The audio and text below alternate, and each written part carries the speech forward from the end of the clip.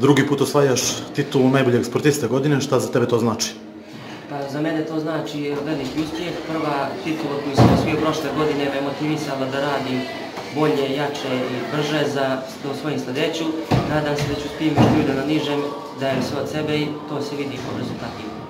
Kada je riječ o priznanjima ove godine, gdje si sve učestvovao i šta si sve osvojio od nagrada? Pa od medalja sam osvojio dosta toga. Za mene najuspješnija i najbitnija je bila igra malih zemalja u Budvi, gdje sam pokazao kvalitet crnogorskog streljaštva uopšte. Bio sam prvi u kvalifikacijama i tako ostalo i u finalu, tako da je to za mene jedan veliki značaj. Ove godine sam isto proglašen za najboljeg strijelca u 2019. godini od strane Streljačkog saveza Crne Gore, tako da to za mene znači veliki uspjeh.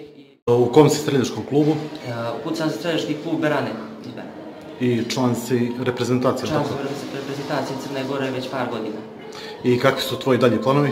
Moji dalji planovi su da nastavim i dalje da guram, da se bavim streljaštvom. Svaka sljedeća nagrada i medalja će samo više da me motiviše, da nastavim bolje da treniram i postižem rezultate. Hvala.